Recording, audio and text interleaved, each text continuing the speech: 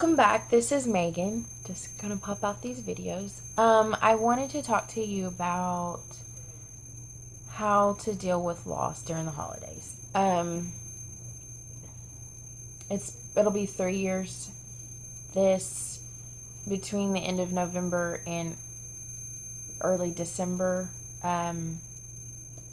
for several deaths, and then after it was February, March. So just to kind of give you a little bit of an update, or just kind of let you know, I guess about 3 years ago, my best friend's mom died, who I called her my bonus mom. Then I was in a really bad car accident that took a life, and then after that, my best friend died. So this all within like 2 weeks, or I don't remember. Anyway, it happened way too fast. That holiday season had to be the hardest season of my life. Losing Linda, my bonus mom, a week before Thanksgiving, the car accident the day before Thanksgiving.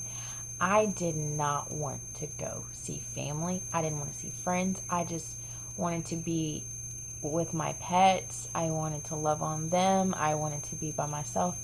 And I remember crying as people said, no, you need to come see family. And I was like, I don't want to go. I don't need to go. I ended up going. The promise was that nobody would talk about what happened.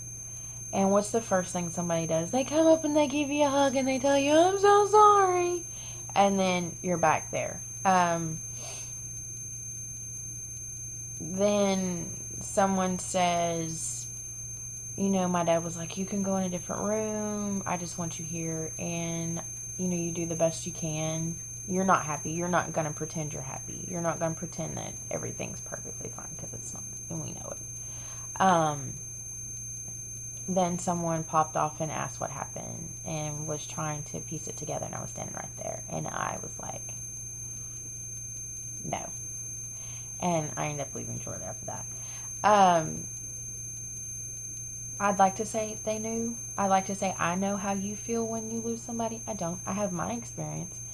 And then right after that, the 2nd of December, my best friend took her last breath. She had melanoma. She had been sick. The cancer had spread all throughout her body.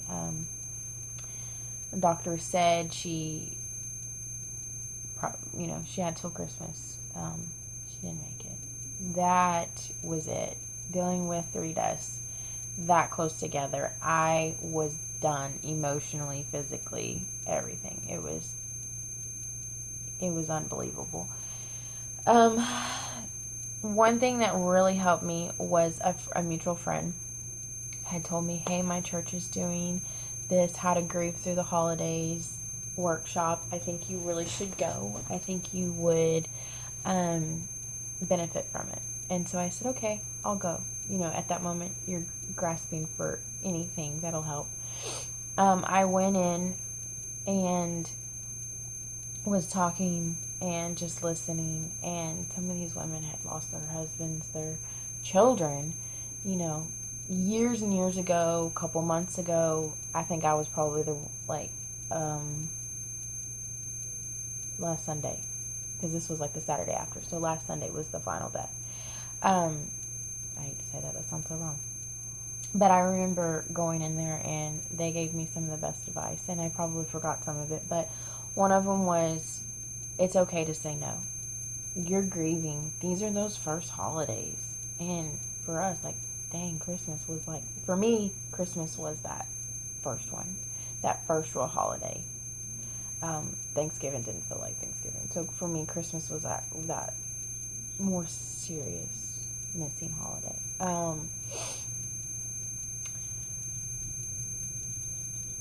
But they said it's okay to say no. You're grieving. Set limits. And people may not, understand that or respect that, but you have to set limits, because it's you who's going through it, especially if nobody else is. Limit, what what you can do, because you may be like, oh, gung-ho, and then realize right after you got there, it's okay to show up and then leave. It's okay not to talk. It's okay to be quiet, to be reserved, um, to not be your normal self. Don't plan a lot of things. Don't say, oh, I'll host Christmas. You're probably not, 99% of the time, you're not going to be ready for that. And don't feel like you have to explain yourself to people. You're grieving. You're going through the process. I know Christmas was just as hard. I missed them. I wanted them there. I wanted to be able to pick up the phone and call them. And I did. I set limits. I was like, you don't have to understand. I'm not expecting you to understand. I'm not expecting you to say something to change how I feel. But I'm not fully me right now. And some people will respect that and honor that, and some people chose not to. That's on them. It's not you. But that was some of the things that helped me setting limits. Not feeling guilty if I needed to go home early. Not feeling guilty if I just didn't want to be there. It's not that you're never going to want to be there. You're still in that raw emotion of loss. And it's okay to set limits, and it's okay to say, no, my normal play with the kids, my normal come up with an activity, my normal silliness is not going to fully be there. Did I laugh? Yes, I laughed. Did I have moments where I was really happy? Yeah. And don't feel guilty for that either. The person who's gone does not want you to be miserable. Yet, if you cry, it's okay. If you say, okay, I will go see you on Christmas, but I'm not doing this. Or, you normally put a lot of thought into your wrapping paper, and this year you just stuck it in a bag. It's okay. You have to set your limits. If you say, I just want to have a quiet Christmas at home with a few family and friends, it's understandable, especially if you normally throw like this big party or something. You're grieving. You're going through a process that you don't fully understand yourself. Another thing I saw a family do that I thought this was amazing was when they set the table for that person that even wasn't there. Some people that does a lot of good. That's like, we're not forgetting them. They're still here with us. And I think they went around the table talking about a funny story of that person that wasn't there, especially if it's somebody that made a huge impact into the lives. Don't ignore them. Don't ignore that they're missing. It's going to make it worse for somebody else. So, if it's something you don't want, like please don't mention, then that's respectable and then understandable. And then if people think, oh, we're not going to talk about it because it's going to make it worse, you may be actually doing them more harm than good. So, have them decide what they want to do.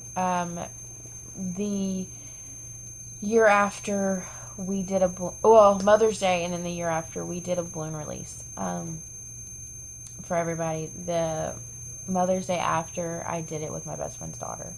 At that point, we had lost her mom, her grandma. I'm talking about the little girls. And then I lost my aunt shortly after my birthday. And so it was like we were missing a whole lot of people. And for, I would say, both of us, these were really strong women in our lives that really challenged us and